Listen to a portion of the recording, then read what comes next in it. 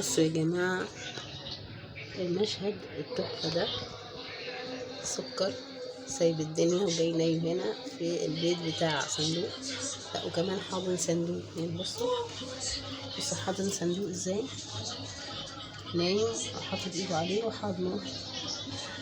حاجة كده ايه تحفة يعني، صراحة لقطات بتبقى جميلة قوي، فحبيت اسجل يعني اللحظة الجميلة دي عشان تشوفوها معايا.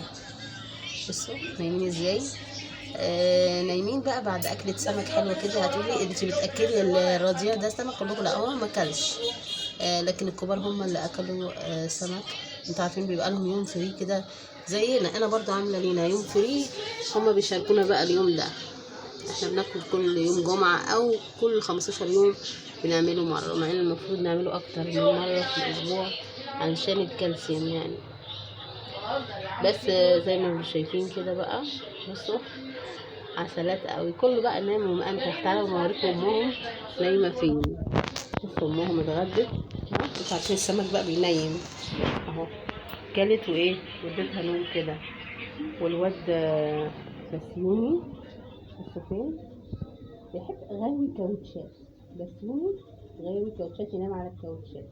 بصوا ده بسيوني، وعصفور وبيبسي قاعدين جوه نايمين برضو. تعالوا بقى نشوف فتحية وكوكي. بصوا يا حبيبة قلبي، فتحية قاعدة هنا على باب المطبخ بقى عشان أي حاجة جديدة بقى تشغل دماغها يعني. ماشي، تعالوا بقى نشوف كوكي كده.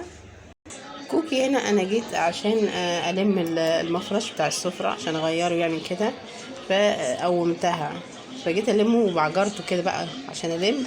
فإذا كنت تقولي لأ سيبيه أنا هنام عليه، بس وفعلا والله بص نامت عليه وهو متبعجر كده اهو. نامي يا حبيبتي نامي نامي. بص فاتحه مخالبها ايه شرسه. يلا اروح انا بقى يا جماعه اشرب الشاي كده قبل ما تروح عليا نوم انا كمان. انتوا عارفين السمك بقى بينيم. يلا جمعه مباركه عليكم يا حبايبي، السلام عليكم.